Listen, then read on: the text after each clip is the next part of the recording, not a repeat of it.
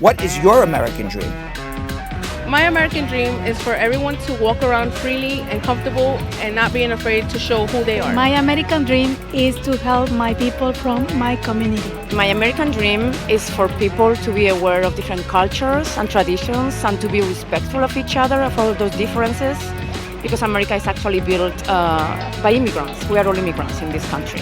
My American dream is to continue doing what I'm doing and educating people about who we are as Mexicans, what we have to contribute to this country, and we are part of this country. Let's not forget that. My American dream is for everybody to know that I'm not a bad man, that I'm really capable to do a lot of stuff in the best way possible, always with love, with respect, and with that passion that is a characteristic of us Mexicans. Everyone has a right to the American dream. Groundhog Sam! All right, George, I'm sure you were wondering why I asked you to come into the office today. Yes, I know. Well, the reason is this. We're doing a Groundhog George workout, a little intervention, if you will, because, no offense, I've noticed you're getting a little chunky right there. Yep, and even though you make me crazy, you're still my friend, and friends look out for each other. We want to make sure your blood pressure is good and no cholesterol. We've got our workout towels, and we've got our equipment, and we've got our pine cone. Now listen, the pine cone is just for inspiration. You can look at it. Do not touch it. It's mine. Hey, what did I just say? That's my pine cone. No touching.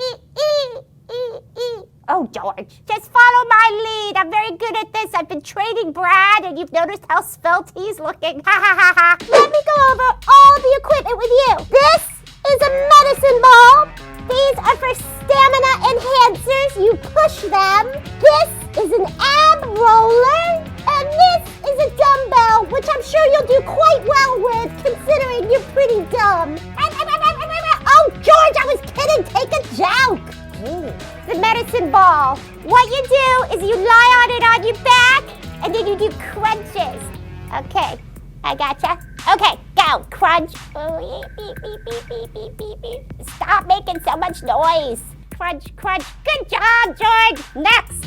Stamina, George. You need stamina. You push this. You can do it. Good, George. Good. You got it. You got it. Keep going. Keep going. Whoa! Okay. Good job.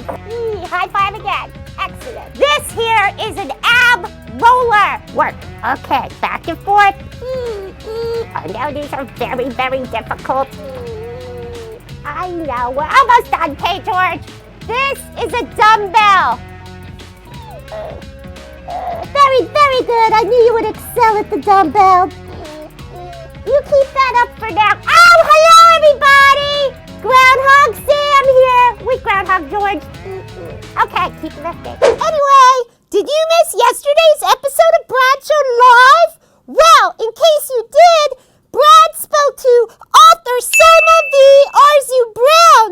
Selma is an Afro-Latina author who wrote the books Bad Hair Does Not Exist and My Hair Comes With Me in order to empower young girls and women of Afro descent to let them know their hair is gorgeous naturally and they should wear it proudly. Selma is awesome. We love her. And now is the time that you have all been waiting for. It is time for Bradshaw Live, starring Brad Bernstein with co-hosts Belgium Kim and Jonathan Yo-Yo Elias. Enjoy! Hey, George, how you doing with the dumbbell? Hey, that's my pine cone. George, I'm back here.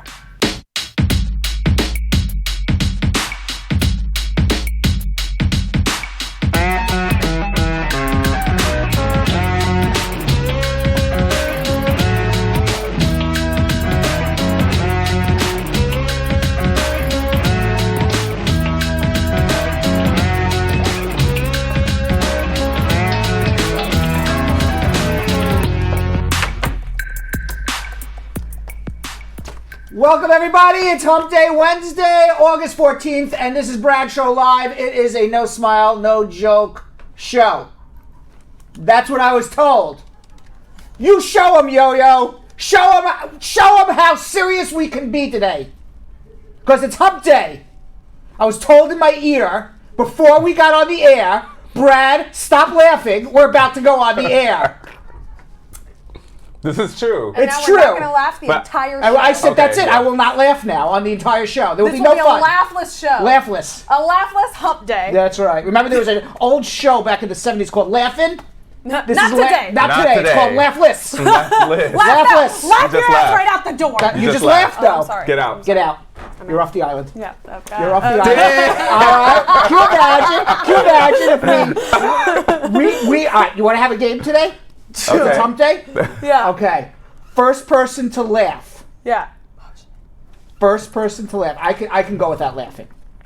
Okay? Or smile. Or smile. What? Yes. No laughing, no smiling. First person to laugh or smile owes the other one Starbucks tomorrow. Oh, damn it. You like just that. lost. I said, I like that. Did you just smile? No, I said, I like that. Are you smiling, Kim? I've never smiled not one day in my life, Brad. I don't even know how because I'm Kim never is losing already. That's what they look at you. Everyone is saying in my losing. ear you already lost, Kim. Look at Wow. Kim, you've lost. I don't know what you're talking about, Brad. You're smiling. I've never smiled one day. You're all right. Kim Okay, owes the we are- Starbucks. you Wait, are- this was like 30. setup. This was like 30 seconds. This was a setup. I thought we'd because have to go. I thought we'd have to go at least 10 minutes before somebody Nope. smiled. What? Yeah. You think I can go 10 Hey, entire they set minutes you without up with that smiling? close-up. All right. Yeah, they set me up. They Deborah set me Sal, up. guess what's happening tomorrow, Deborah Sal? Because he was the first person to say hello, family. Kim's buying Yo-Yo and Brad Starbucks tomorrow. This is bull. This was. Bull balls. I feel like you guys talked That's about right. this beforehand and was like, what's Nope. a thing that Kim Nope. will definitely lose? Uh, Even Jill said it. She Dawn did. Harriet, how are you? Carol Anderson. I gotta say hello to the squad now. Yes. Carol Anderson, the Tiger, Christy Consali, Ramona Hazel popping in, Angela Barrett, Dawn Harriet, Marjorie Thompson, Deanna Watson, Lisa Bling Rose, always watching, and Donna Watson, Lolith Platt. Lolith Platt. Well, Leith Platt, it's been a Hey. while. Yes, hasn't a lot of people we Yeah. haven't seen in a long time. it? It's here. about time we saw you Yes, guys. Patrona Collins, Shio Domain. Doman. Doman. Shio Doman. Doman. Ah, wow. We don't know. It could be know. Shio Domain, Shio Doman, or Shio Doman. Do you think I like saying Shio Doman. Doman. Shio Doman. Doman. Damon? That sounds really cool. Like Shio's Shio Damon? Yeah, Like you Damon, Shio. yeah. Like I don't know. She's a woman. I see from her little picture here. But like if I was being set up on a date and you're like, oh, I'm gonna set you up with Shio Doman. You're like, ooh. Yeah, that sounds That real sounds fancy. good, right? I like that. I'd like to meet Shio Doman, Yeah. right? I I'm mean- not asking to. I'm just saying I like the name. I don't know what she looks like.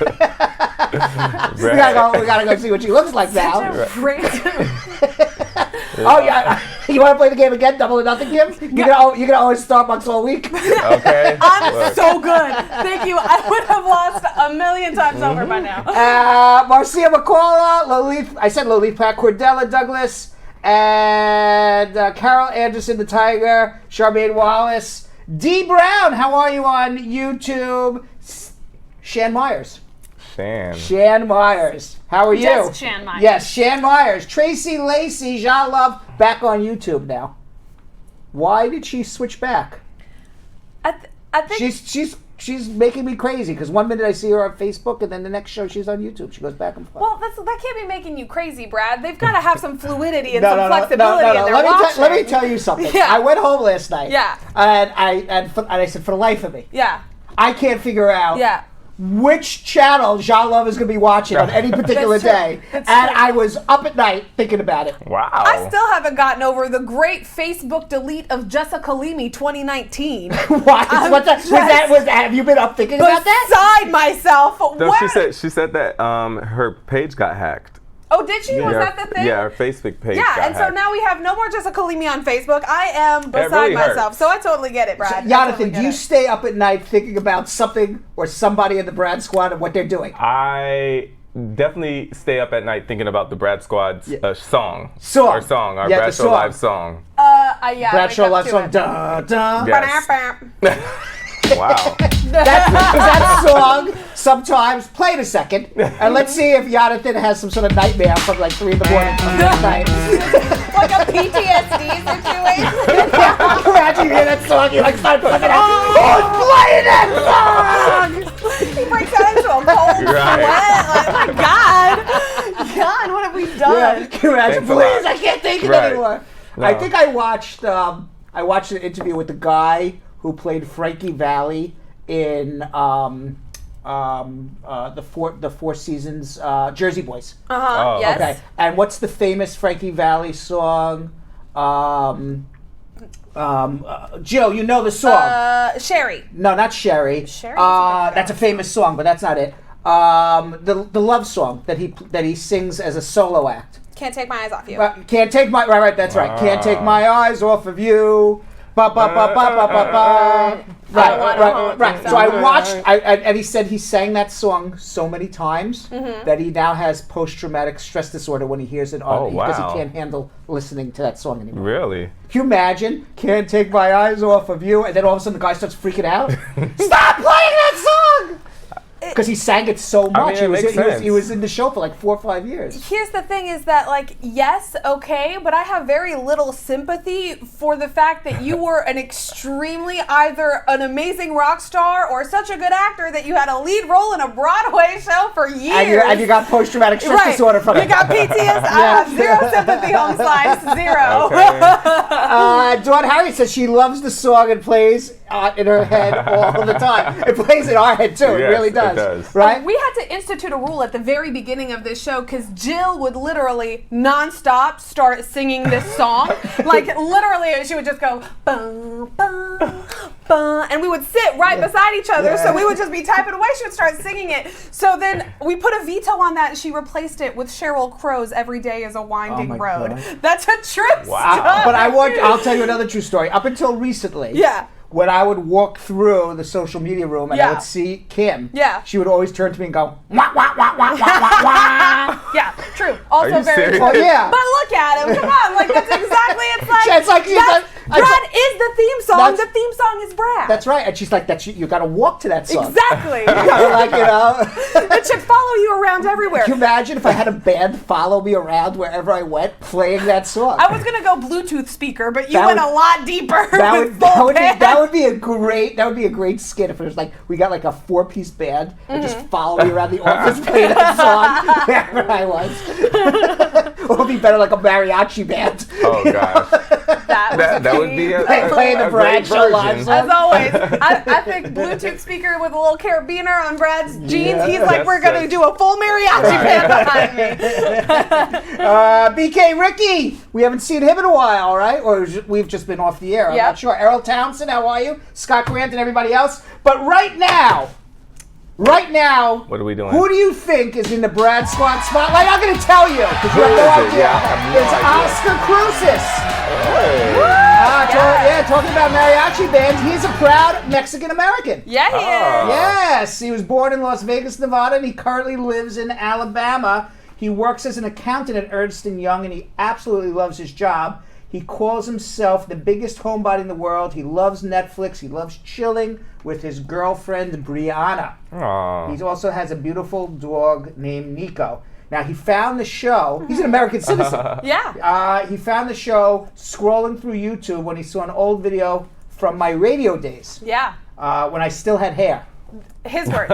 I appreciated Brad's extensive. Now I don't know if I like Oscar. No, I don't. I appreciated my extensive knowledge. Again, this is in the third person. My extensive knowledge on 245i and my patience with the callers.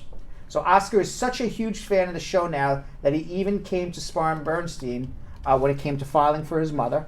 So he petitions his mom as a U.S. citizen. He feels extremely confident with his case. Aw. His case is being handled by Jenny Kim, who we're going to see in a few minutes. Yeah, we are. Right. Awesome. And before we get into our schmooze, Belgium Kim and Jonathan Yo-Yo Elias, and before we get into our Hump Day news, Ooh. which I have not seen yet, Ooh. can you please tell everybody to share this so people can get some knowledge and smile along with us? Of course. All right, everybody on YouTube and Facebook, first things first, we want you guys to join the Brad Squad Facebook group. And we are going to put the link in right now. All you have to do is click on the link, click join, and we will accept it right here. And what you get with that is you get a lot of different incentives that other Brad Squad members won't get. Like you will get the first 5 questions that we will ask on social media questions. So you guys understand that. Some days we do not get to every question, but you guys will have the guaranteed first 5 people that puts in their questions for the day. We will ask them first, okay? So, and we also will give you different videos and content that we won't even put on YouTube or our other Facebook page. So you guys have to join the group and you get, you know, different things. We might start giving out little prizes as well. I didn't talk to Boss Man about that yet, so I'm just throwing that in there. Just saying. Just helping y'all out, you know what I mean? So join, make sure you join right now. Now also on Facebook, what we need you guys to do is share. Today is Hump Day, so you guys already know we're gonna have a pretty interesting schmooze. So make sure you share right now so everybody can see that the show is on, all right? And how you share is click on the little arrow that says share it to anybody's page, share it to different groups, international groups or groups that you think might benefit from this show and the information that we talk about on this show. And also share it in inboxes, all right? And of course, you guys already know, you guys are professionals now at starting your watch party. So you understand when you start your watch party, it sends a notification to your entire friends list and you have the watch party on your profile. So you guys get to talk, have fun, kiki with your little friends, but then come right back into the Brad Squad and make sure you also type in the main page comment section, because we want to make sure that you guys get your social media questions out there. So put all your social media questions in there and also talk about any of the news that we're talking about. And of course, we want you to like, love, smiley face, wild face, mad face, sad face, whatever you're feeling right now. I want to see right now, everybody that's watching on Facebook, I want to see you click love. Let me see the hearts go crazy. Let me see it. I'm doing it. I'm doing it. I'm doing it. Let me see it. I'm doing it. Let I'm me doing see it. it. I'm doing it. All right, that's what I'm talking about. So now, what are we going to be doing on YouTube? On YouTube, the first thing we need you guys to do is make sure that you hit that subscribe button. Just that little finger is doing it. And also, hit that little bell or right beside it. It's going to appear when you hit that subscribe button. It's so that you get a pop-up notification every time we go live, because you never know exactly when that is. Also, make sure that you are letting us know everything you think and feel in these comments. You can do it by tagging your friends, like Denisha John just did, said, yo, where's Jeff Bosey at? YouTube, you can do the exact same thing by hitting that share button, hit copy link, and then send it as a text message, as a DM, as a WhatsApp, in a WhatsApp group, in a text, or in a group meeting, however you communicate with your people. Now, I will say Sophia Gray just invited me to a watch party. I would doing the watch right it, but then I would also be talking and watching. You got it. It would be like Mel Brooks' Spaceballs. Wait, Where am I? wait. Right. Is this happening right now? Right. You'd be in a party for your party. For my party. Wow. Right. That would be weird, That right? that would be weird.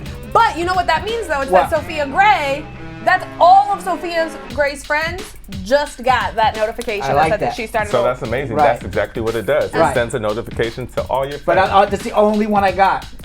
Nobody guys- else did it. Brad is friends with almost all of you on Facebook. Nobody else There did is it. absolutely no reason he's only gotten one notification, and he sees them and he reads them and he looks. Just Correct. so you know. That's an Also, issue. make sure We're the not other- calling anyone out. We're calling everyone out. Everyone who's not Sophia Gray, have a seat. Also, make sure the other thing that makes Brad feel really good, and we've told you guys this a million times, is seeing those thumbs up numbers. I'm not kidding, you guys. He looks at it and he's always angry at the 2 thumbs downs. We want those 2 thumbs downs outnumbered by 1 million. So everybody, please hit thumbs up. And that's on that YouTube. On that YouTube video, Right. absolutely. Yeah, because you know what? Every day, Look at it. Told this you. is totally true. I told you guys. Every Totally day, true. I always go to Kim. I go, there's always one guy who doesn't like the show and Right. gives a thumbs down. Every single day you say that. Right? Yeah, it's Everybody 100%. loves it. We get 60, 70, 80 thumbs up. Right. And there's always one guy with a thumbs down. We will have 6,000 views, 1 thumbs down. And that's what I talk about. It will keep him up at night, you guys. And now please. somebody's going to give a thumbs down because they know, right? So now we want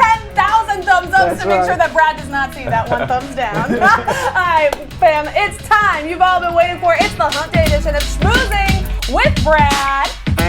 All right, so there was a nuclear explosion in northern Russia. They had to evacuate a town. Greenpeace reported that background levels of radiation had spiked to more than 20 times their normal. Oh my God. It was because a nuclear-powered cruise missile blew up. Wow. A nuclear weapon blew up That's terrifying. in northern Russia. It was called a Borovstnik. Yep. Borovestnik. Comrade.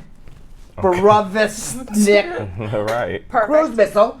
I can't pronounce it. That's the best I can get. Yep. But basically, they blew up a nuclear missile with a nuclear tip on it by accident.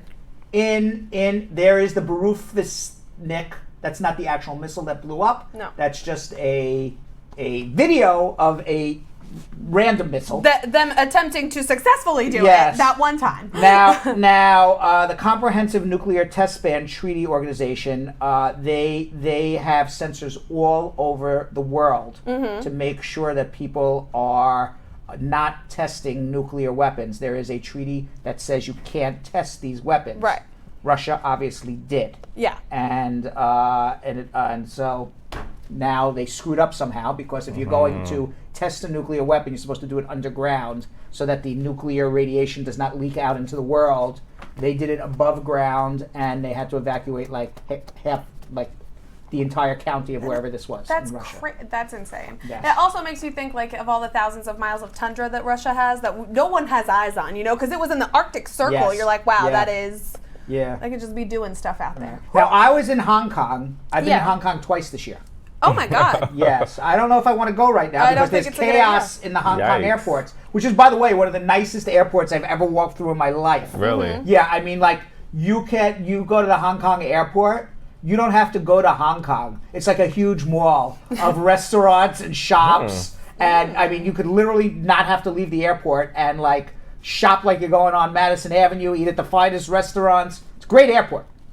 But apparently not right now, because for the second day in a row, there have been violent clashes between rioters and the Hong Kong police. That's what's going on there right now. Yikes. Part of the Hong Kong airport was closed down. Part of many flights were diverted. And the protests turned violent when police were firing rubber bullets into the crowd and beating protesters with batons. Oh my Oh my God. Protesters detained and beat a state media journalist, believing they were an undercover police officer. Now, satellite imagery purports to show Chinese military vehicles gathering in Shenzhen, near Hong Kong's border with mainland China. These recently arrived vehicles can be seen at the Shenzhen-based sports center just across the harbor from Hong Kong. Oh my God. Yeah. Now, let me explain. Do you understand what's at stake here for Hong Kong? Right. Okay, Hong Kong. Damn, did you hear Damn, that? I heard that. Oh. Damn, I heard that too. Yeah. Did you just interrupt the schmooze, cracking your neck, yo-yo? Yeah, boy. I think I need to go to the hospital. That was really loud. That was so loud. My neck is broken just from hearing that. I don't like that. Okay. Okay, but Feel let better, me though. explain to you what's at stake here in Hong Kong. Okay. Okay, for 200 plus or 150 plus years before 1996, up and from into the Chinese dynasties. Yeah.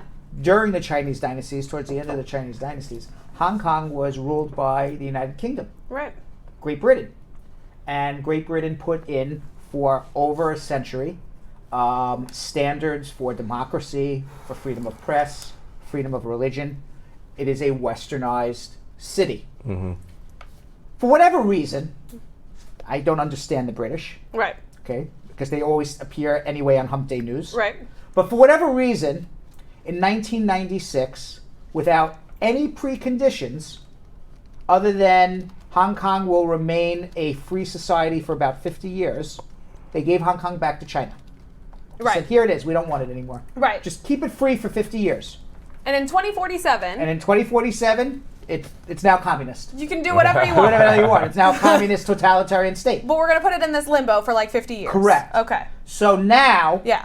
China is starting to put their authority over Hong Kong.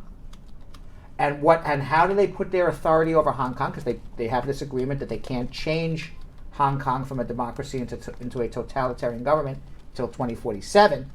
But what they're saying is they entered into an agreement with the Hong Kong local government that if China has an arrest warrant for somebody who is in Hong Kong, Right. Hong Kong will turn them over to China. Right. So what does that do?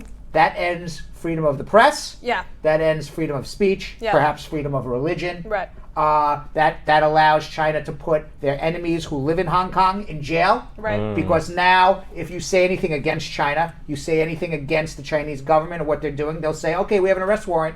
Hong Right. Kong, hand them over. Wow. Right. So now, all of a sudden, they've turned Hong Kong into China. Yeah, they lose their autonomy entirely. So this is what's at stake.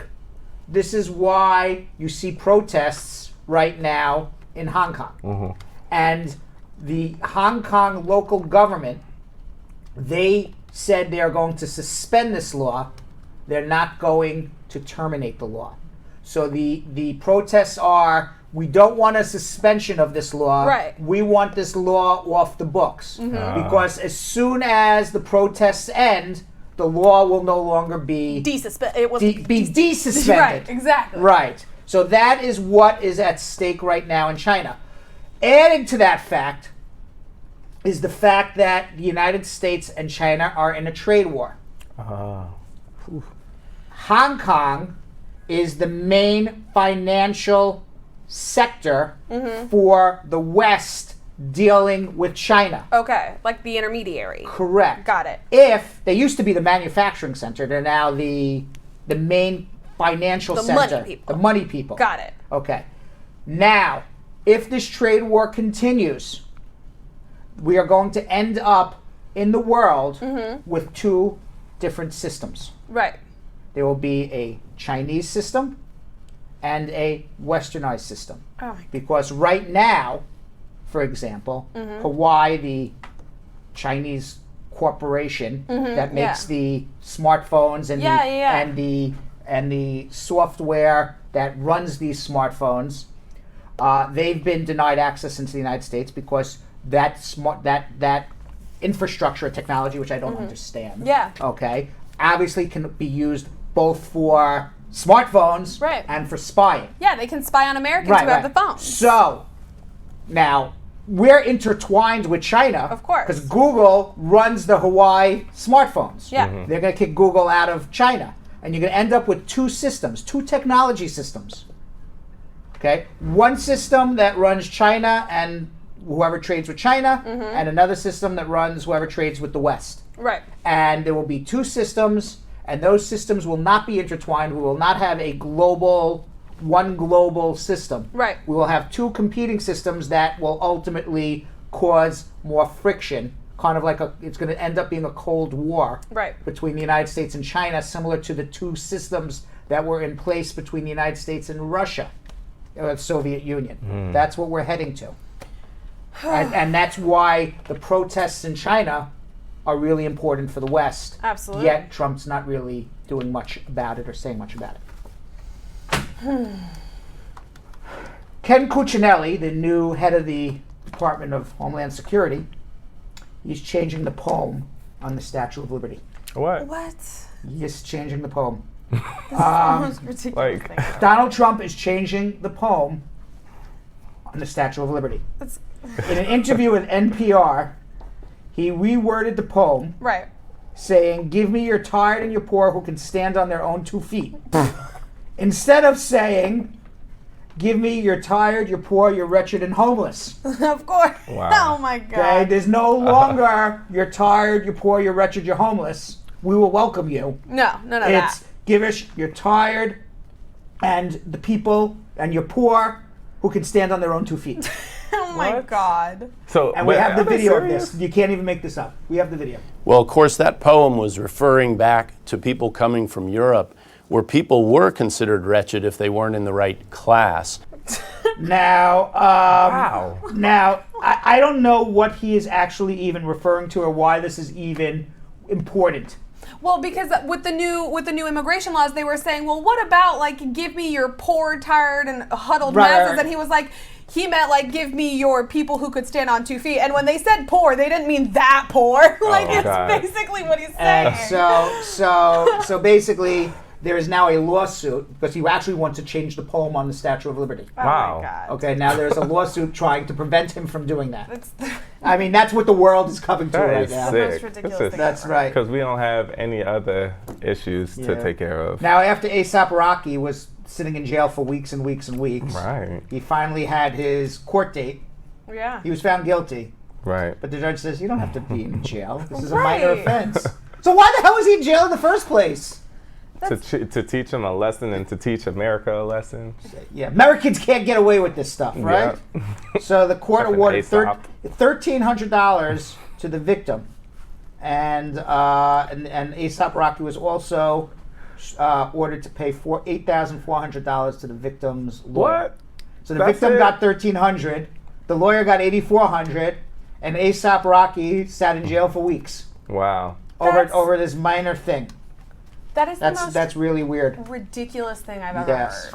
And finally, this just made me laugh. Yeah. Mm-hmm. There is a petition Yeah. that is circulating.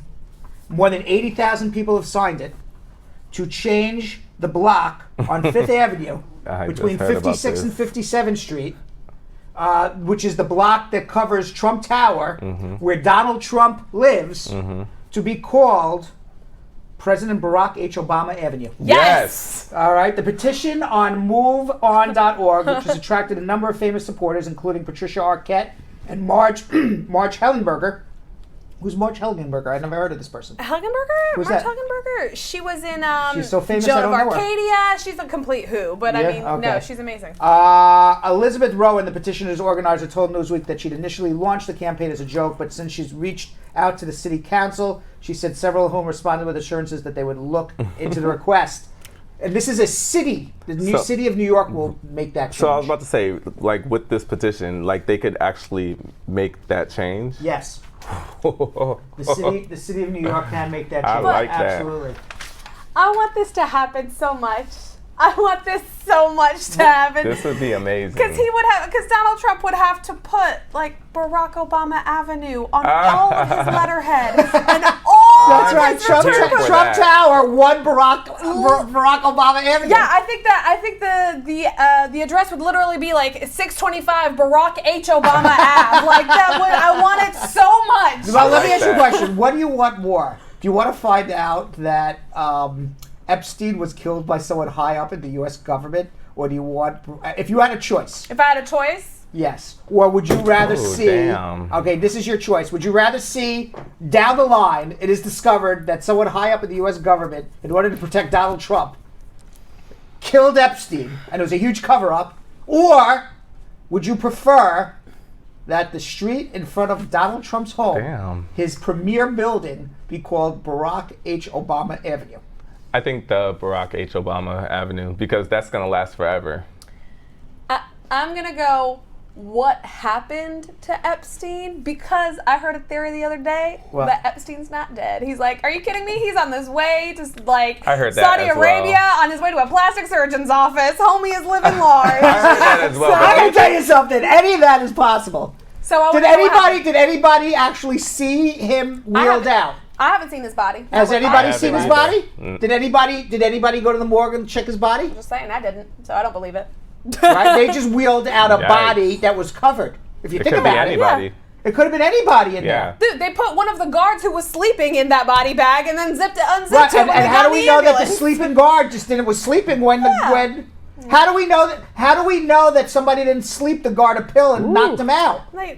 They got that dude out of jail. He's not gonna go to jail, are you? They probably dressed him up as a guard. Two guards fall asleep at the same time, Belgium Kim. That's incredible. Is that incredibly? You know who put sleeping pills in a prison guard's thing to make them fall asleep? A Disney cartoon character. That's not a real thing. That is not real. Two guards. It's amazing. Think about it. Two guards. Yeah. Who are supposed to be watching this Yeah. guy, and he's supposed to be in a jail cell Yeah. with absolutely nothing to kill himself. Right. Gets taken off of suicide watch. I was about to say, just got taken Just off gets of. taken off. The two guards fall asleep, and somehow he gets the material to kill himself, and nobody sees the body.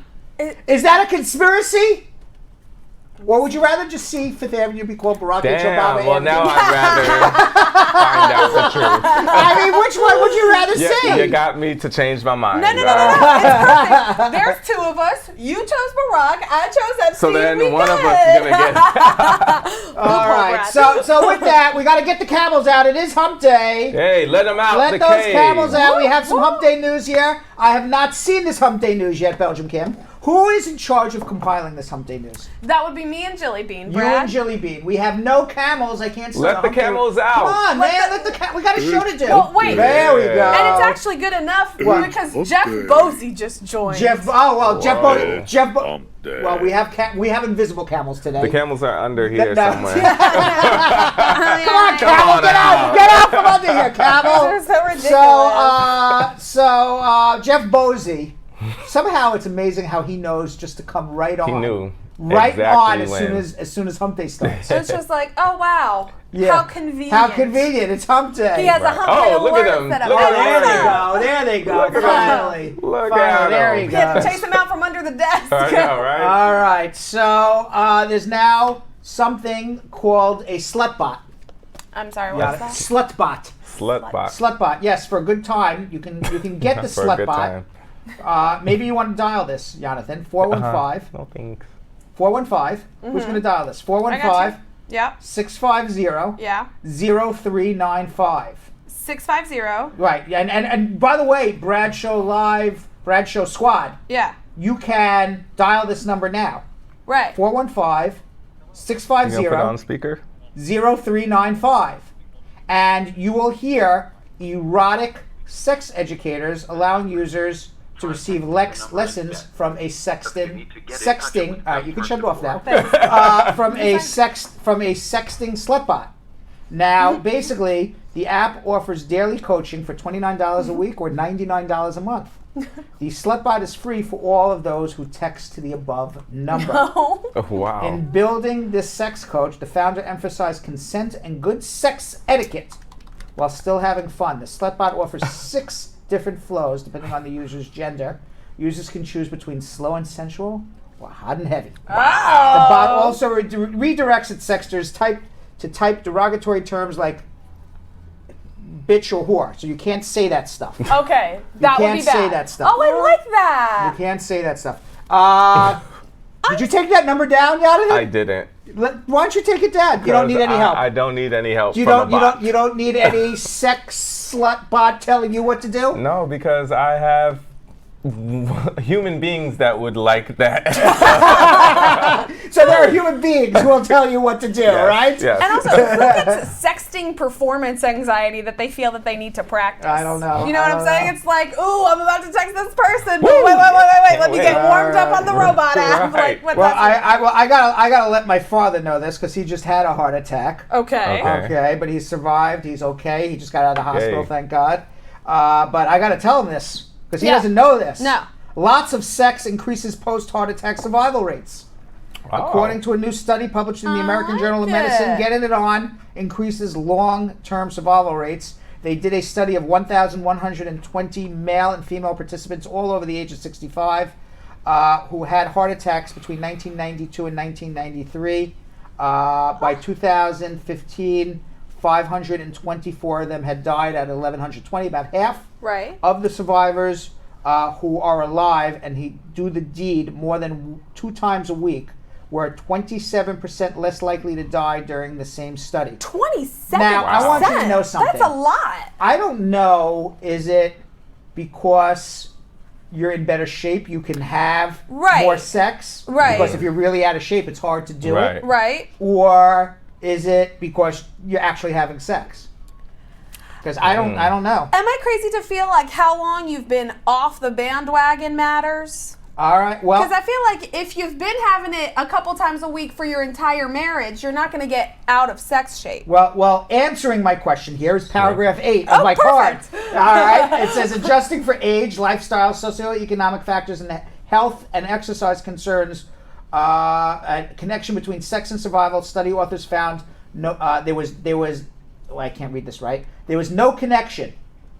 I got to read this again. Adjusting for age, lifestyle, socioeconomic factors, and health concerns weakened the connection between sex and survival. Study authors found, noting that sexual activity is possibly a sign and not a cause So you're of absolutely superior right. health. Right. So So you're I was total- right. I was right. They might just be. It's not. They're in better shape. Yeah. shape. They're in better shape, so they can have more sex. Right. Which is why I really need to get to the gym. Damn it. That's funny because I really want to Listen. study of I people really who need are to get to the having. gym. I want to study of people who are having the frequent sex and not going to the gym. Right now, now there's a sex researcher which revealed the number of partners your brain can handle dating at one time. Okay. Wow. I know I can't handle dating more than one person. Okay. Really? I can't. That's your like. Yeah, I can't date more. I got to concentrate on one person. Fair. I can't. I can't be all over the place. Okay. Too much anxiety or? I don't know. I just can't. I got to concentrate on one person. That's it. Right. And you need to. You're a laser focused guy, Brad. Laser Yeah. focus. I am too. Nobody buys that, Jonathan. I was just about to say. Nobody's buying that one, Jonathan. Why not? Now with Bumble, Tinder, Hinge, Match, all these dating apps at your fingertips, the number of eligible romantic partners has become almost too high to count. But according to a sex researcher, endless options is not necessarily a good thing when it comes to dating.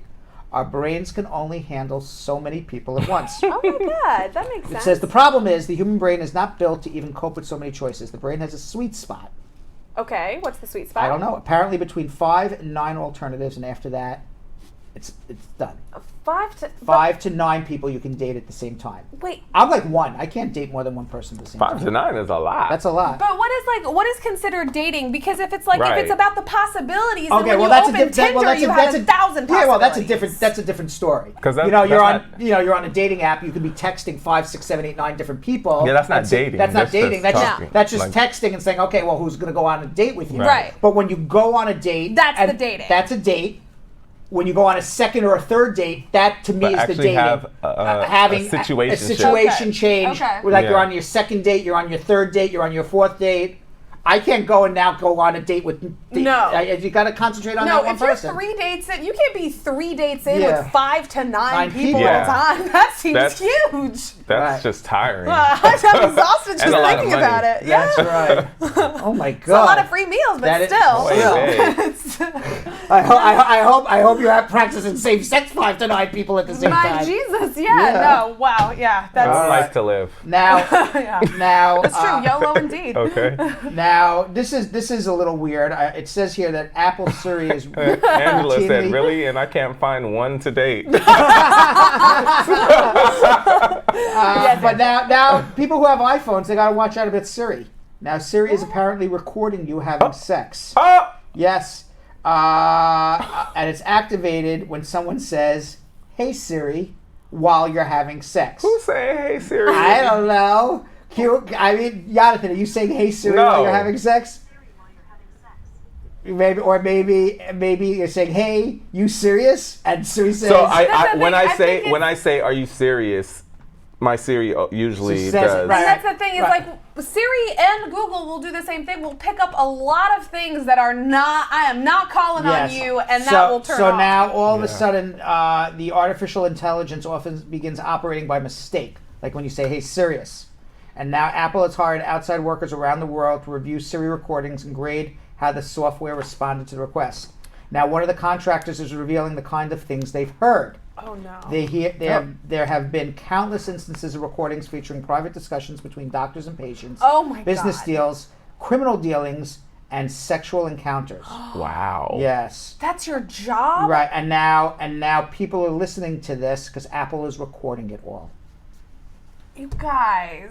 So does it like show on the screen that No. it's actually recording, No. or is it just No. listening? Now, only 1% of Siri recordings get randomly reviewed by contractors, just to improve Siri.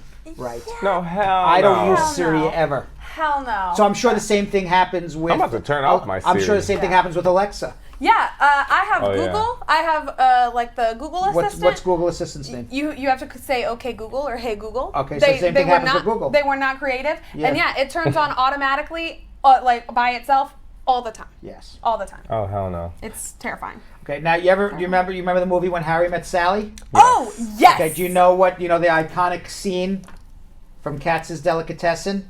Yes. Rob Reiner. For those of you who don't know When Harry Met Sally, Billy Crystal. This is a movie from the 1980s because I am a 80s expert movie buff. on 1980s Yes. movies. Yep. Billy Crystal is I thought you were a going to say single guy. an expert on Billy Crystal. Yes, he's a single guy, and he's best friends with Meg Ryan. Right. And the whole movie is premised: can they remain best friends without having sex? Right. And then at the end, obviously, they have sex. Then they have a fight, but because it's Hollywood, usually when you have a fight, it's over, It works out. right? But because it's Hollywood, Yeah. it ends up working out. They're meant. They're like. Right. they're So together. then eventually they're together for the rest of their lives. Right. So in the iconic scene, Billy Crystal is telling Meg Ryan that he's great in bed, and talking about his sexual conquest with this woman the night before because they're just best friends. Right. And she says, "How do you know she enjoyed yourself?" Mm. Billy Crystal goes, "I know. I know she enjoyed herself." And she goes, "Well, no, really, how do you know?" He goes, "I know." Right. And then all of a sudden she starts moaning and moaning, and she goes into a huge fake orgasm.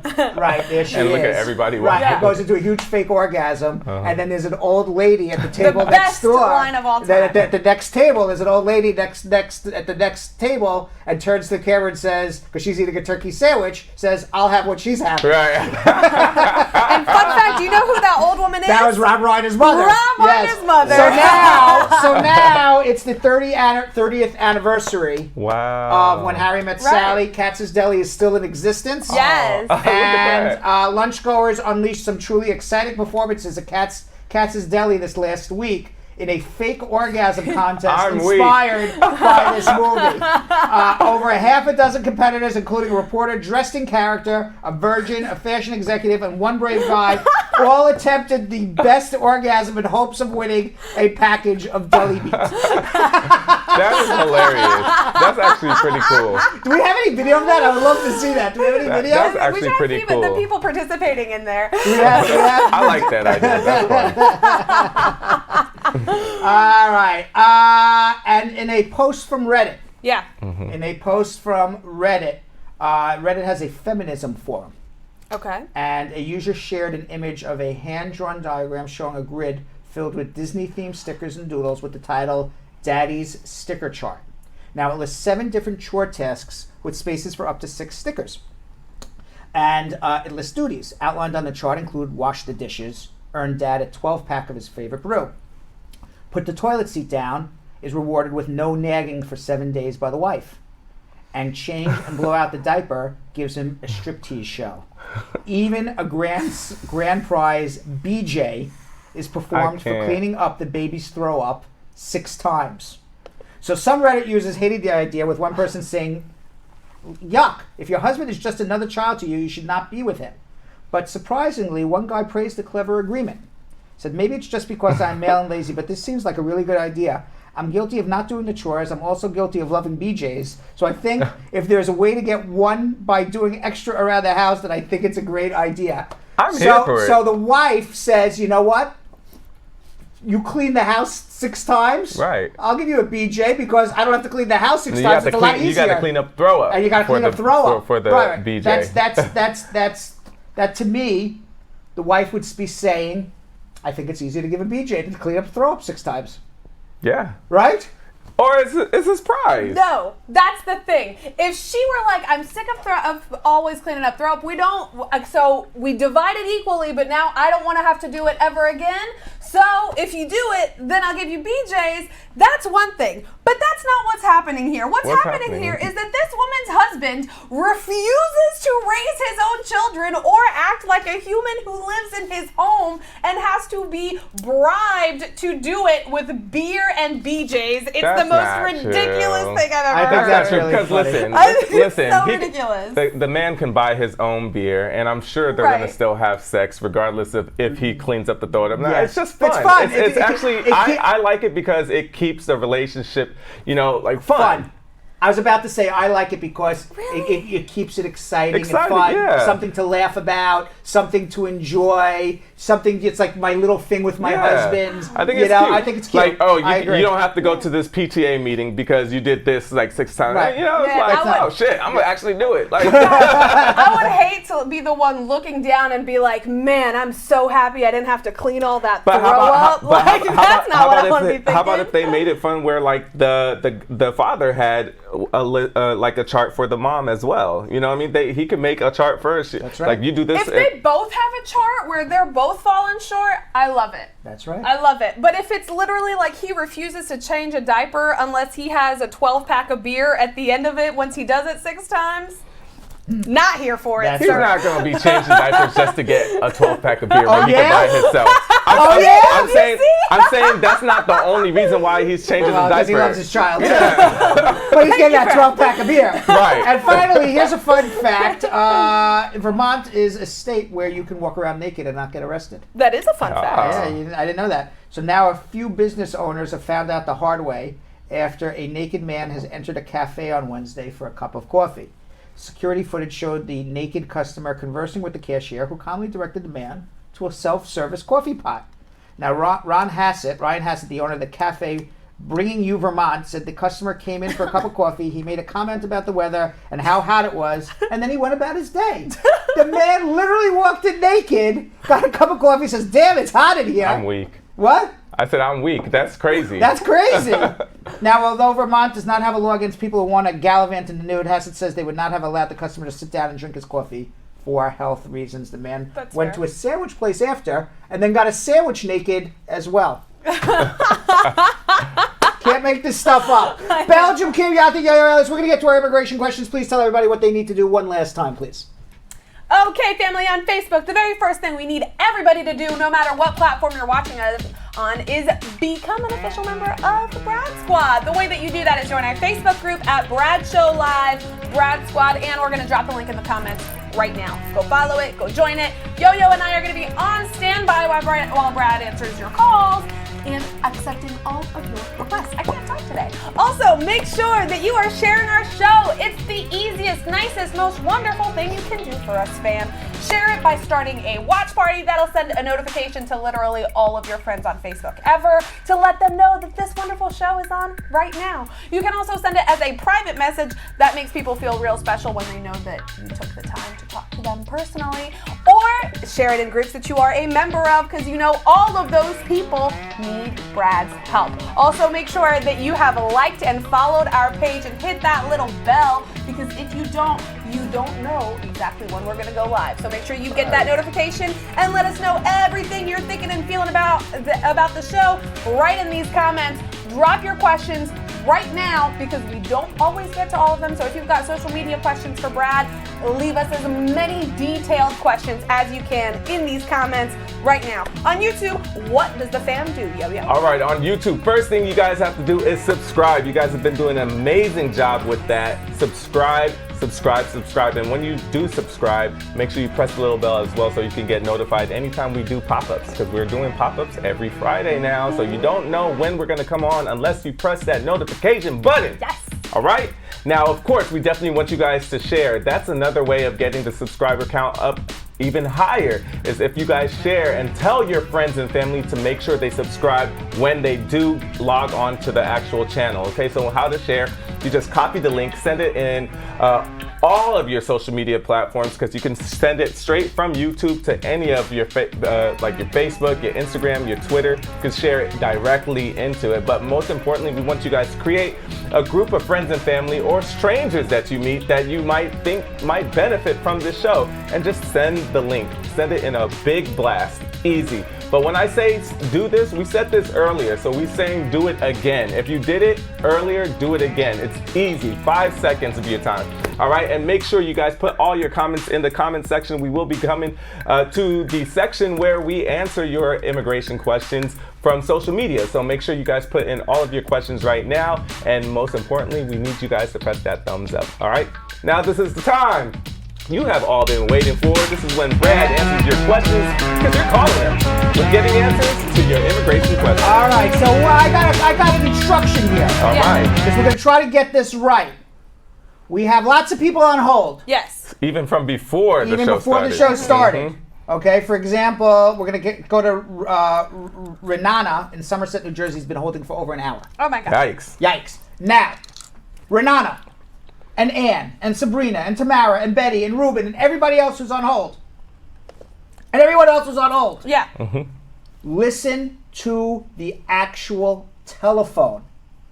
Do not listen to the Facebook or YouTube feed. We are 45 seconds and sometimes 1 minute behind when I say hello till it gets through on Facebook and YouTube on your telephone. And that's why I'm saying hello, hello, hello.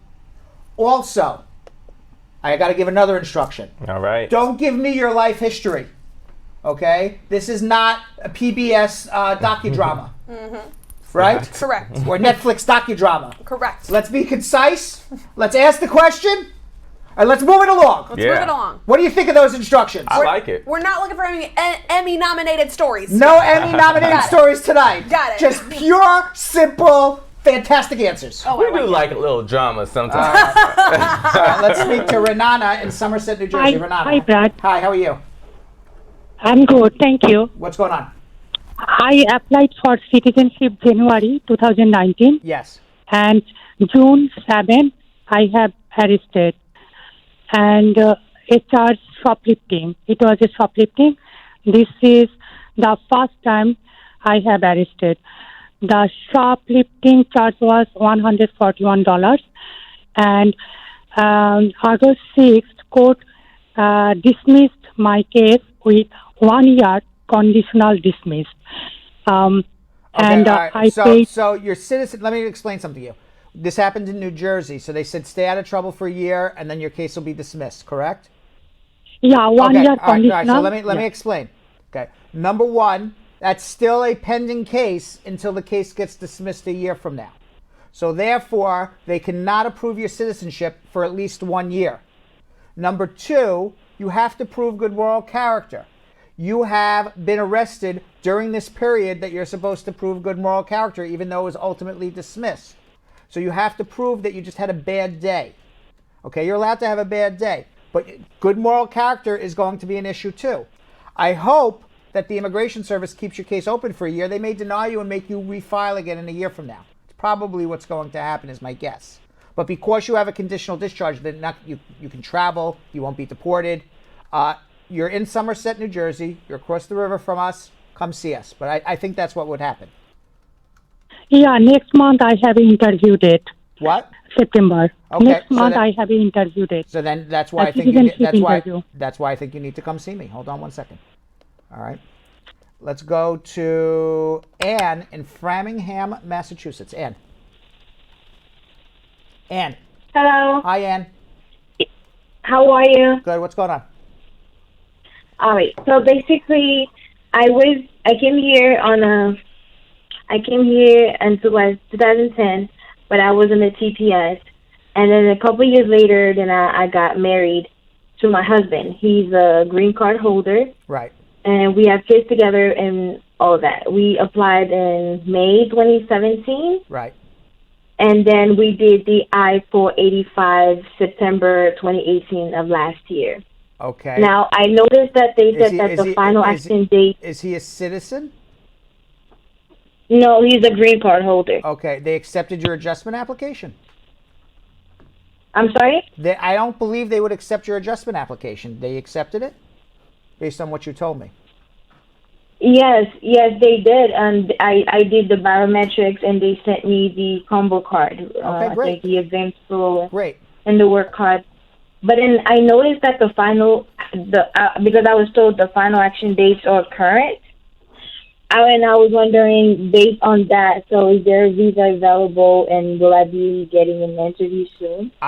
You should be getting an interview in about a year or so from the time you file. It has nothing to do with the visa bulletin. It has to do with the I-485 processing dates. My concern for you is, you came to the United States from what country? Haiti. Okay, and you were out of status for a while in America?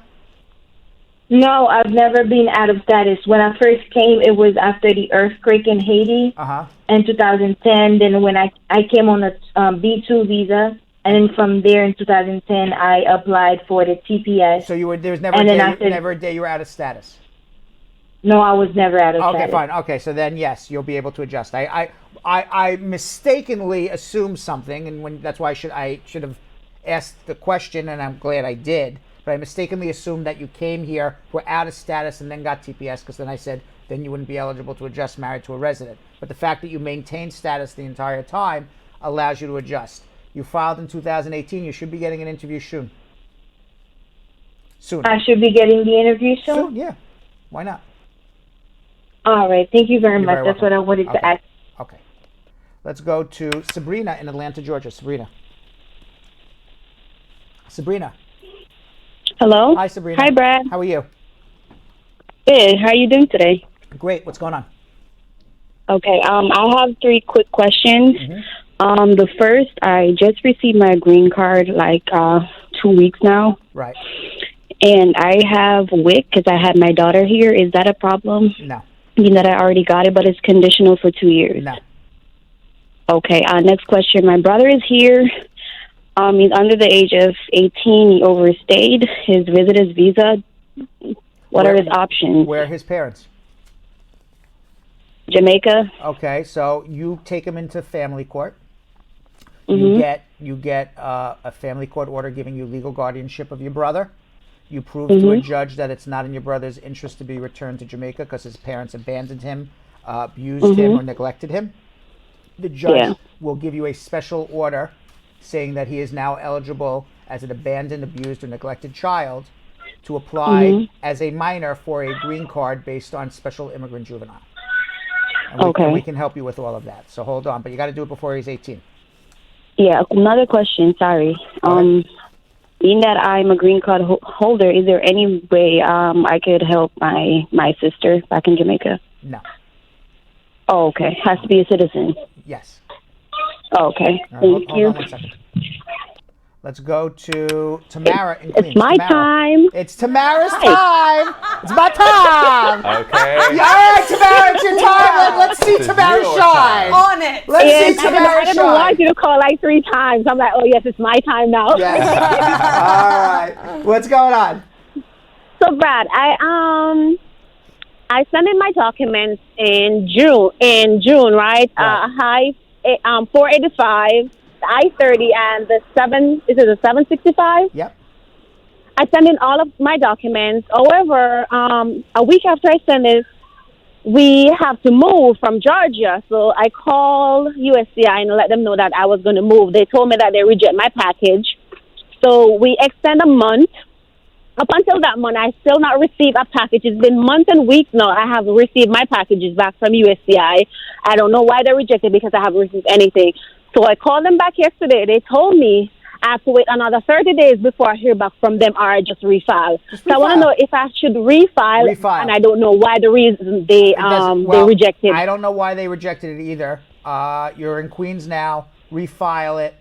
You could go to the medical doctor and get your medical again. You can do everything all over again. Just fill out the forms, send it in. But my thing is this. You already screwed it up one time, and you've delayed yourself forever. You're in Queens. Come see me. At least have a consultation so you make sure you know what you're doing, or you hire us to do it. All right? I plan to hire you, Brad. They're like, I'm not going to make a second mistake. Okay. Tamara's shining. I can tell you that. All right. Hold on 1 second. Okay. All right. Let's go to. Why was she? Tamara can't go on hold. There we go. Let's go to Ruben in Columbus, Ohio. Ruben.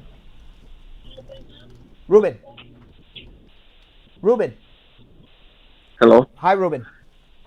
Hi, how you doing? Questions. I came to U.S. in 2005 with a visa.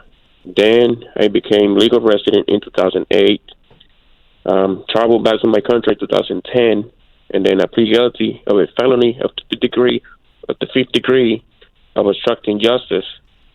Placed in probation for 2 years, and terminated that probation in 14 months.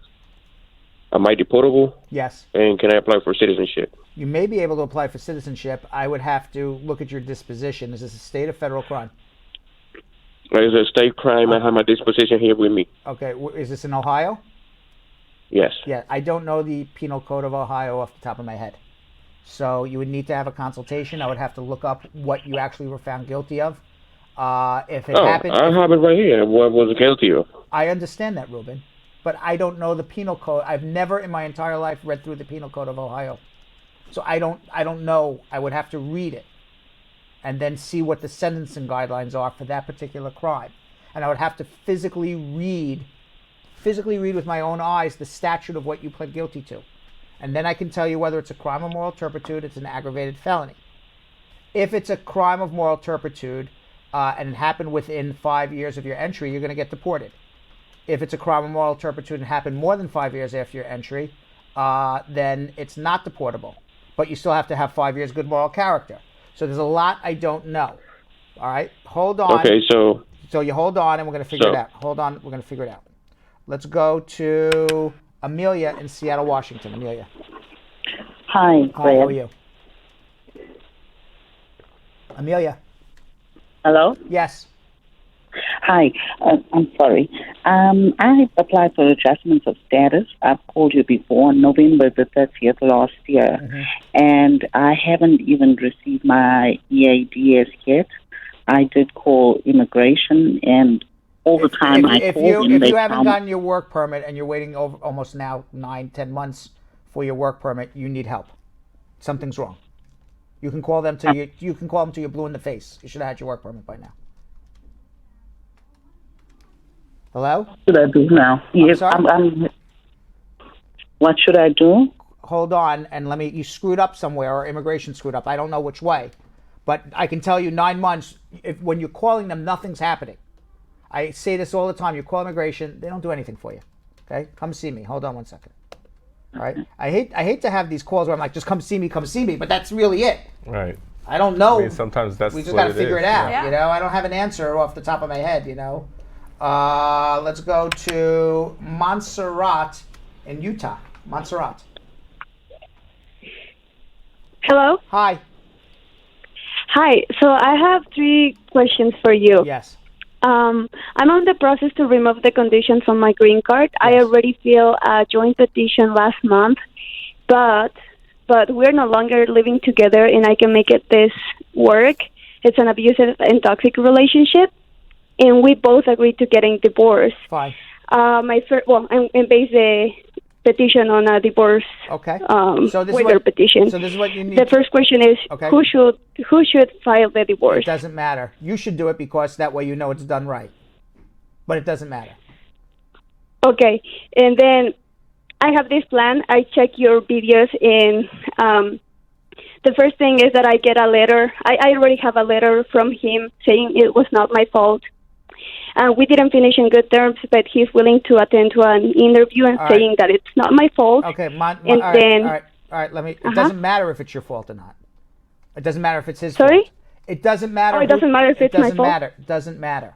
You don't need him to write that letter, and you don't need him to show up to the interview. This is what you need to do. You need to start a divorce. Let immigration know that you started a divorce. Write them with a copy of your divorce. Tell them you want to change the case from a joint petition to a waiver of a joint petition based on a bona fide marriage and a termination of the marriage through a divorce, which is now pending. And when you show up to the interview, and I'm the one that has to send that because it's my petition now. Correct. It's not a joint petition, right? Correct. And and you will ultimately show up to an interview alone with the final divorce and with proof that you and him live together. That's what you need to prove. You don't need to prove we have a mortgage payment together. Right. You don't need to prove whose fault it is. Okay. And also, he's willing to help, but is it even worth it to mention Bawa? Because it's like I have proof that it was like emotionally. No, it's easier. It's easier to say here's the divorce decree than to prove emotional abuse. Okay, yeah, okay, perfect. And with everything, say what are my possibilities to get approved? If it's a real marriage, it is a real marriage. If it's a real marriage and you get divorced, and you can prove it's a real marriage, and you can prove you're divorced, it's 100%. Okay, perfect. And do you know how long this will take? Because I know it's more than a regular one. 18, 24 months. Okay, perfect. Thank you so much. You're welcome. I really appreciate your help. Good luck. All right, let's go to Richard in Bethlehem. Yes, Yes, Brad. how are you? Good. It's Richard, son of the best. I called you before, and I'm calling you back because I forgot to ask you. I came in 1983 with my father on a P-53 visa. I was convicted of cocaine distribution in 1991. Applied for my citizenship in 2001. Was denied for the fact that I have bad morals. Question is, when I came, I was supposed to sort of draft back then in 1983. Would that give me a chance to get my citizenship because it's elected service? What happened in 1983? I missed the last part. I came in 1983 and I registered for the selective service back then, or the draft. That doesn't mean anything. Doesn't mean anything. No, you have. I assume you got a 212C waiver, right? Yes. Okay. So what the law says, you're an aggravated felon. Yes. And what the law says, if you have an aggravated felony after November 20th, 1990, it is a permanent bar to becoming a citizen. So you're never going to become a citizen. Okay. That's what it is. We'll make sure. Okay. Thanks. You're welcome. All right, let's go to, is this Bethany in Saskatoon, Canada? Bethany. Yes, good afternoon. How are you? I'm doing well, and I hope you are too. Thank you. Good. What's going on? Okay, I have a question on behalf of someone else who is afraid to call in. Okay. If this person's father filed for asylum and has a case actively pending in a court, and at the time he filed, she was a minor, so she couldn't apply for any benefits under that. Now she has achieved the age of majority. Can she now file for a work permit or something while his case is pending? Why couldn't she be included on his asylum case before? She is included, but she was a minor at the time, so she didn't need a work permit. Oh, she could go if he has a pending asylum case and she's derivative on that, she can apply for a work permit. And his case is pending in Baltimore. Where can she apply? Right with immigration. Hold on 1 second, okay? Hold on. We'll help you. Okay. All right. Let's go to Tamala in Orlando, Florida. Tamala. Hello. How are you? Hello. Hello. Hi, Brad. Hi, Tamala. I have a question. Yes. So it's been 120 days since I filed my paperwork. Yes. I haven't received a work permit, but I got a letter for interview. Great. Is this the norm now? No, it's not the normal, but the new abnormal is now normal. We've been seeing that a lot. People getting interviews before they even get their work permits. Just go with it. Be happy. You got a quick green card. You have a green card in your hands is much better than a work permit and waiting for a green card for 2 years. Okay, awesome. Okay? Thank you. All right. Bye-bye. Let's go to Betty in Hartford. Betty. Hi. Hi, how are you? Hi. I'm good. I'm calling to ask 2 questions, Brad. I want to know for the citizenship, when you're submitting on the 5-year thing, do you have a time like to submit in like 90 days before? You can submit it. You can submit it 90 days before the 5 years. Yes. Oh, and the next question is, if you get a 10-year green card and he's acting up, you don't want to be together and all those stuff. If you get divorced, what's the time? If you're going to go in for citizen, what is it too soon to divorce? Is the time span? No. If he's acting up, you're not getting along, get divorced. If you're going to go into for citizenship, they won't. No, just you have a 10-year card. Okay, marriage doesn't work out. It doesn't work out. You're still entitled to become a citizen. Okay, then. Thank you very much. Welcome. Let's go to Shadrick in Crestview, Florida. Shadrick. Hello. How are you? Yeah. Good evening. Good evening. My name is Shadrach. Yes. I don't have a question. I don't need an advice. I have a commendation. Sincerely, from the bottom of my heart, I want to commend you for the way and manner in which you are handling cases all over the country. Oh, thank you. And I'm looking forward to be one of your sponsors in the near future. So I have a commendation for you. So thank you very much for the good work you are doing for all of us. I appreciate it. enjoy your show every day. Thank you. All right, that's a guy You're who just welcome. wanted to get on Thank and you. tell me. Thank you. That's Thumbs awesome. up. You're welcome. Appreciate it. All right. Yeah. I cut him off and he was giving me more Right. accolades. I could have sat and listened the whole time. I apologize, Shadrick. I thought he was done. My apologies, but Shadrick, thank you very much. I really appreciate Thank it. you. And by the way, We do have it, but by the way, our show is on Facebook and YouTube, but we also have Instagram accounts as well. You can follow me at Real Brad Bernstein. If you follow me at Real Brad Bernstein, you're part of the Brad Squad. I've been conversing with lots of people. They call me up, they send me a little DM about their immigration issue, and I either help them just like I do on the show, or tell them to call the office, or send them in the right direction. And it's a free service from me, as long as you're part of the Brad Squad. And you follow me on at Real Brad Bernstein. There you go. You can also follow at Brad Show Live on Instagram as well. If you follow at Brad Show Live, you'll see all the best of what else? At Brad Show Live. At Brad Show Live. At Belgium Kim. And what advice would you be giving people who follow you? The advice I give people is follow me at Belgium Kim TV so that you'll know exactly where we might pop up at events around this summer, because you know that Jonathan and I are hitting up all the parades, all the events, all of the everythings. So make sure to follow Belgium Kim TV to know where we're at. Yes, and definitely follow Jonathan Elias TV, because I do give updates and I do post when I cover events as well for Brad Show Live and a couple other type of events, so fun events. You guys just follow. All right, so it's time for another edition of Spar and Bernstein's Attorney Close-Up. In today's edition, Spar and Bernstein immigration attorneys Jenny Kim and Abadia Barry. Barry, actually. I like saying bar. It's my New Yorker in me. By all means. He's fine with it. We're good friends. Give some more helpful tips for filing a green card. Let's see what they have to say.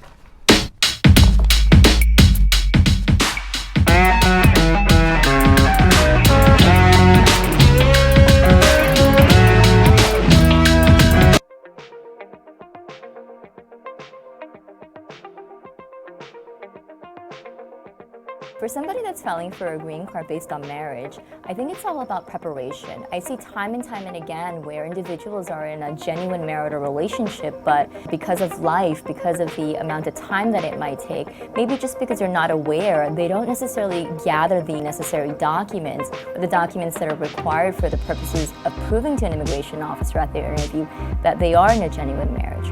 For example, it's really important to go ahead and file your tax returns together as either married filing jointly or married filing separately. And a lot of the explanations that we get from clients for not filing taxes together is because the individual applying for the green card does not have a social security number. But there is a method in which you can apply for a tax ID number, which allows you to go ahead and apply or file taxes together. You know, it's all about documentation and just to be prepared.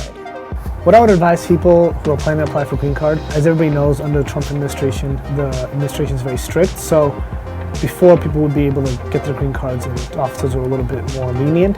So now I advise you, first consult an attorney if you can, because you may not know that you have issues in your case. At the interview, or sometimes even after the interview, you will get a decision, particularly a denial decision if it's adverse against you. So I'd say consult an attorney. If you can't and you get, some people do their forms through community centers or a friend or family or somebody, really take the time to closely look at the forms to make sure that everything is accurate, because with this administration, they're liable to deny you for small mistakes or issues that in past administrations wouldn't.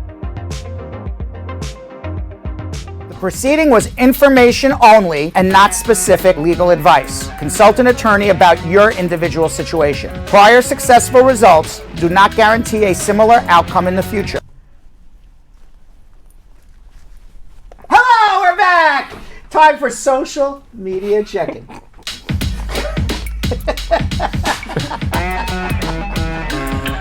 Always a day. Right. Always something, right? Right.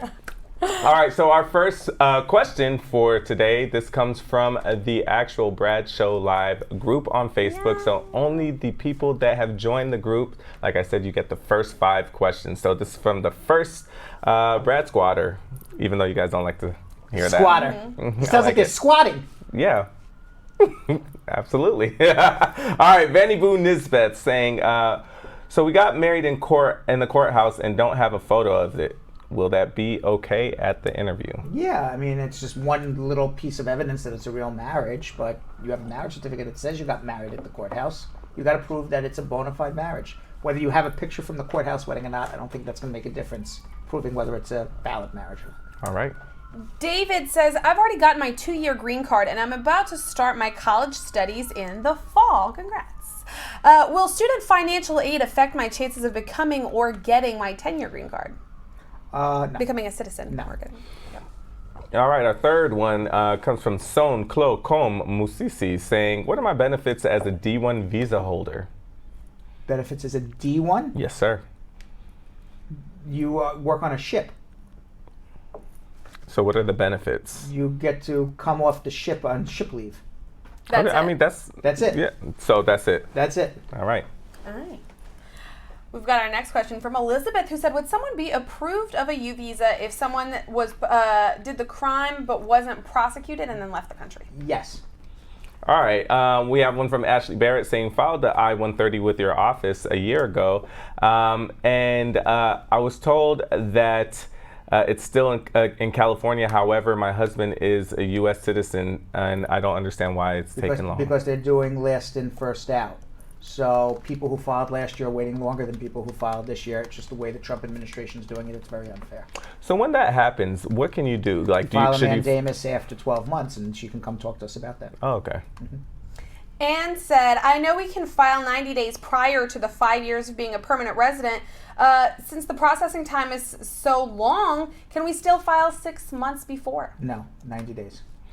Ifua saying, my question is, I filed the I-360 through a permanent resident last year, March 30th.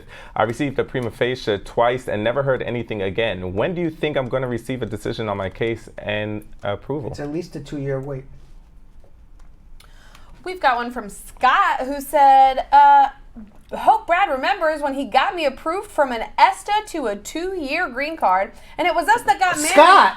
And it was. Of course I remember Scott. Wait, I think you might actually, because I remember this case. Okay. Real talk? Okay. Because he asked a question. He was not a Spar Bernstein client. Okay, what was the question? The question was, he had gotten married. He was here on an ESTA visa, and they had gotten married in under 30 days. Right. And you were like, you have major issues. Yes. Because it was within 30 days. And he got through without a problem. So he hired an attorney, Yes. and he got through. Now he's wondering. He was out in San Francisco. Yes, exactly. I remember. Now we right. want to go for citizenship in the future, and we want to know if that's going to count as time spent with my 2-year green card, or if I have to wait for the 10-year. No, time spent in 2 years, fine for citizenship. Amazing. Jeanette saying, hey Brad, 201 days since I filed for my papers on married base. Nothing yet. It's still showing case was received. I need to know if it's okay. Ooh. It's still okay. 200 days. Yeah. Sammy Joe said, what forms do I file with the I-130 for my husband and daughter? They're both in Nigeria, and we got married June 13th of this year. I-130 for your husband and a separate I-130 for the daughter. Pinta C saying, if I take WIC for my twins, will that affect my VAWA case in light of Trump's new immigration laws? No, it will not. John said, a friend of mine mentioned his arrest in the N400, but not the traffic citations. There's no DWI and no arrest, just minor traffic tickets. Could he amend the information at the interview? Yes, he can. Lloyd saying, can I file my tax married, but filing separate as a green card holder? As long as you don't need to prove it's a bona fide marriage, do any way your tax preparer says, as long as it's legal.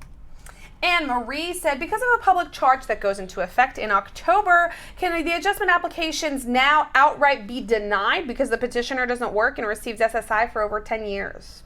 Maybe. No, because it's already been filed. It's already been filed. So yes, because you're under the old law, so don't worry. Okay. Mr. Willie, VIP, saying, hey team, what do you think priority date 7/3/18 type CR1 on January 12, 2019 answered RFE. Case status said, response was received. I'm still waiting for the RFE. Is about marriage certificate. What do I think? Mm-hmm. I think eventually you'll get a decision.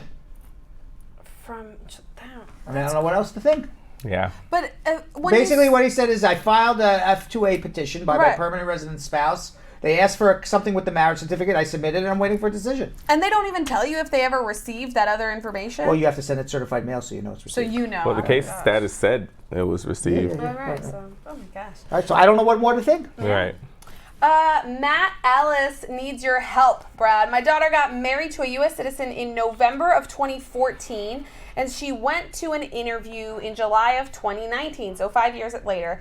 They say she needs more proof for their marriage. They emailed her about 2 years for him to make any effort to go down for the interview on the same day, but he did not go. My daughter is not communicating with him, and he's not answering his phone, so he has definitely abandoned her. She got married when she was 22. Now she's 27. Is there absolutely anything you can do given that he's abandoned her? I told her to email the embassy in Jamaica in February of this year with her passport, which they just sent back to her. Yeah, no. There's nothing you can do. Get a divorce and move on with life. Ugh. Unfortunately. All right, Joke is saying, I have a question for you, Brad, about the bar exam here in the state. Yes. Can someone that overstayed do the bar exam? Really want to know if yes. How can he or she go about doing this? Go to law school, get a law school degree, and then go take the bar exam. Nobody's asking you for your legal status. In New York, do you have to have a law degree to pass the bar? I don't know. Because I know just because in California you don't, because Kim Kardashian's studying for the bar just because she's decided to study for the bar. Maybe in New York, I don't know. I don't know the rules of taking the bar. So I know I went to law school and then I took the bar. That's all I know. So you could overstay to take the bar exam. Well, actually, I know foreign attorneys come and take the bar, and they haven't gone to school here, but they have a degree from somewhere else. I don't know. Maybe you don't. I don't know. Man, aren't you going to be pissed off if you found out you didn't even need to go to law school that whole time? How would I pass the bar exam? That's a great question, Brad. That's a good point. I'm not Kim Kardashian. No one's You don't have the brains of Kim Kardashian. Come on, please. Right. You don't have but the answer is yes. You don't need to be legal status to take the bar exam. That I know. Awesome. Fantastic. Denise said, my priority date is back in March of 2013. My mom's a U.S. citizen and I was married when she filed. Now I'm divorced. I sent in the decree last August of 2018. We got a notice 3 weeks later from USCIS saying that they got it. What does that mean? Will I automatically be updated to F1 from F3? You should be if you requested it and you submitted a divorce decree, absolutely. But so why haven't we gotten an approval yet? Because it takes time. Because it's from March 2013. And you still haven't gotten approval. No. But the priority date's 2012, so you should be getting it soon. As long as you get it before the 2011, 2012, before your date is reached, what's the difference? Okay, so we're still breathing easy. We're still breathing easy. Great. Awesome, and that's it for right now. All right, so now today marks the 73rd year of Pakistan's independence from Great Britain in 1947. Independence Day is one of 6 national holidays celebrated throughout Pakistan, but Pakistanis living all over the world honor the momentous holiday. Hundreds of thousands of Pakistanis living in New York area, which has the largest Pakistani American population of any metropolitan area in the United States, had a huge holiday celebration. Belgium Kim visited the Pakistan Day Festival in New York City's Hudson River Park, where people came together to honor the holiday. Let's watch. Hey Rad Squad, it's Belgium Kim, and I'm celebrating Pakistan Independence Day right here in Hudson River Park. Pakistan Independence Day is celebrated every August 14th, commemorating the day in 1947 when Pakistan gained its freedom from British rule. That's where they separated the territory now known as India and Pakistan to form 2 separate nations free from British rule. In Islamabad, Pakistan Independence Day is celebrated with fireworks, addresses from the Prime Minister and the President, and an amazing military parade. But you know the Pakistani diaspora shows up and out all over the world with parades, cultural events, and fairs to celebrate this beautiful Independence Day. We're talking to families and organizers telling you all about how they celebrate Pakistan Independence Day. Check it out. Hey Rad Squad, I am here with the wonderful Tareem and Masuma. Hello ladies. Hi. Thank you so much for joining us. What brings you to the festival today?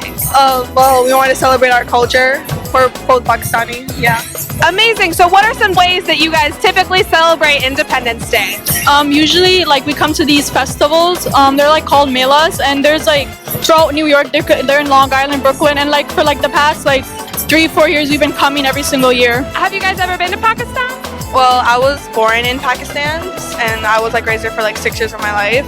And then my family, like me, my mom, and my brother, we came here in 2010. It was like a real big culture shock because I didn't know. Well, I knew English, it just wasn't my first language. So I had an accent, and I went to like a Catholic school.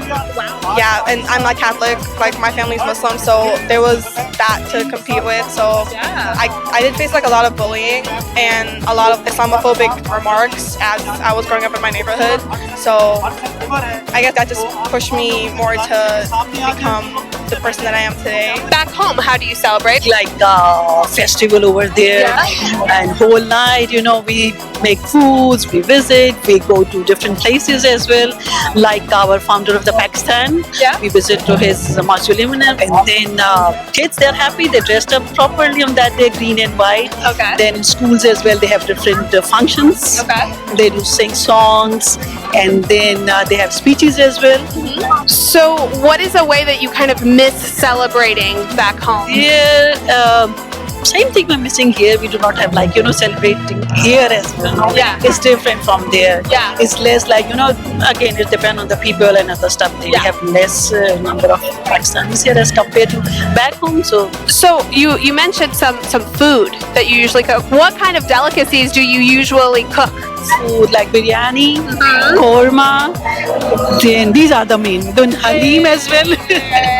And we have like parathas, different, you know, like roti, or we call in our language, and here we call it bread as well. So we have different types of bread filled with potatoes, filled with minced meat as well. Man, I wish we had some food here today. I gotta be honest. They have biryani, I think. They have. Oh, I think I might have to get some. Do you feel like you've had any challenges in this country as an immigrant? Not like that, like anesthesia. But no, it's just, you know, when you move to different place, obviously you feel some problems, but slowly, gradually, with the passage of time, you get used to that environment, and we are good now. Absolutely. What inspired you to immigrate to the U.S.? For the future of kids, like they have more opportunities here as compared to our country. Like sometimes certain things are in your face, destinations. So where you have to go, absolutely. Awesome, thank you. Hey everybody, I have found the cutest family at Pakistan Festival Day. So what are you guys doing here today? So I'm originally from Queens, and we're just back here to see family and, you know, enjoying the festivities today. That's so amazing. Why do you feel like it's so important for the Pakistani diaspora to have these kinds of celebrations all over the world? I think especially in this city, it's such a melting pot. So you have people of all walks of life, cultures, and it was very immersive for me to grow up in a whole bunch of different cultures. But it's nice to be able to celebrate our own kind of identity, kind of celebrate what makes us a little bit unique, our contributions and things like that. The music, you know, the attitude, the very family-rich background that we have, and the love, compassion that we have for people. It's a celebration of that. Absolutely. Good evening, everyone. This is the third year that we're doing this kickoff celebration, I could call it, for Pakistan Independence Day. And everybody's chilling. Amazing. Beautiful. Yeah. So beautiful here. Yeah. Why do you feel like it's so important to celebrate Pakistan Independence Day? The thing is, we are in the pockets as a Pakistani. We are all over, you know, like a tri-state area, or over 500,000, close to. We don't come together, you know, as a community very often. Either they come on the parade, used to come on the parade, but now you have festival in like at least 3 boroughs right now. Manhattan, Brooklyn, Queens. There's 2 more coming. They don't stay away from culture. That's the best way to put them together. Their language, they speak same language, they get to know each other. They might get married here, bump into a girlfriend, boyfriend. Hey, you never know. So really, this is a matchmaking festival. Not really, I don't call it, but you can take a shot. Okay, Brad Squad, we talked to families and organizers who are celebrating the official kickoff to Pakistan Independence Day right here at the Pakistan Day Street Festival in Hudson River Park. Until next time, Brad Squad, see ya! Alrighty, we got 2 minutes 45 seconds. Wow. 15 questions. Wow. We're trying to build up momentum. Woo! Okay. I'm Ready? actually nervous about this. 15 questions in 2 minutes and 45 seconds. Yesterday we did 15 in 3 minutes, and we still had like 40 seconds left. You ready? I'm like cracking all over. Right. I'm ready. I already I'm a stretched little during that nervous. whole Pakistan thing. I don't, Okay. All right, you ready? Igwe said, I want to know if an asylee can travel abroad with a country of origin passport. No. Ferris says, does green card holders applying for M400 are affected by the new rule of public charge? Yes. Gamal said, I applied for an I-485, my adjustment of status application. How long does it take for an EAD? About 180 days. Bullion said, general question, will the poverty guidelines increase with the recent announcement about public charge? No, they're just changing what the definition of a public charge is. Rita says, my husband has a pending asylum since February of 2019. We're both here in the U.S. and in his asylum application as his spouse. Can I get advanced parole and go back to my home country for a week? Yeah, no. Just the God of justice working for me saying, my visa expired 2 years ago and I got married to an American citizen. Can she file for my green card? Married to an American citizen, go file for a green card. Ade's brother said my brother's fiance filed a K-1 for him, but he got deported for overstaying his visa for 3 days 8 years ago. Don't know if he got it. Do you know if he'll ever have a chance to get approved for that K-1? Did he ever get married? No, they're filing for a K-1 now. He got deported how long ago? 8 years ago. He would need a waiver. Nina's saying, I got a courtesy letter from the immigration. Should I be worried about it? A courtesy letter? Yes, from No, it immigration. sounds like they're very nice that they gave you a courtesy letter. What are you worried about courtesy for? Nyack said my party date is July 5th, 2012, and I'm an unmarried child, and mom is filing for me. How much longer? What's the party date? July 2012. About a year or less. Luther saying, what time can I file for I-485 after marriage? Next day. Suzanne says, is it true that the new immigration regulations will not affect existing green card holders? It won't affect existing green card holders. It won't affect existing applications that are filed before October 15th. J. Apple saying, marrying someone who has a statutory rape case, he is a U.S. citizen, and when he was 19, the girl was 16, her aunt filed charges. He didn't go to jail, but did 3 years parole. Will that affect anything? Yes, you need an Adam Walsh waiver. Luther said, when can I file the I-485 after marriage? The next day. David said, what do I have to provide when I'm going to file for my permanent resident card? I don't know what you need: your birth certificate, your passport. I don't know who's sponsoring you, a marriage certificate, a divorce decree, a medical exam, affidavits of support. You need to give me a lot more info. June Balagot is saying, is it okay to renew my expiring green card while petitioning with my spouse who is ongoing? Yes. Woo! Boy, we are on fire. There's no more bombs, right? Nah, no more bombs. Do you remember when we used to have to go under the desk? Right. No need. more. No more, right? It's getting real dusty under here. Wait, no, stop! Hey, No bomb! hey. Whoa! No bomb! Stop! No bomb! Wow. Wow, hater is what I see. I just That's can't exactly believe what that was. I can't believe that Julian blew us up after we did all You of that. still blew us up after we You know what? had I'm going to over tell you 50 something. I believe also Julian has something to do with that Russian explosion in northern my Siberia. goodness. What do you think? I think that's Do you think he pressed the button I on think the wrong that's button on the exactly what happened, TriCaster? right? I think He pressed the wrong Julian- button on the TriCaster and blew up And our entire accident- town in Russia. Again, we talk about this all the time. When we very first got that TriCaster before our first ever show, you said we will launch nukes to North Korea. I did say that. I You did were say that. It was wrong. very You said complicated. Russia. You It was meant very Russia. complicated. All right, comments of the day, Belgium Kim. Comments of the day. You fool. Yeah.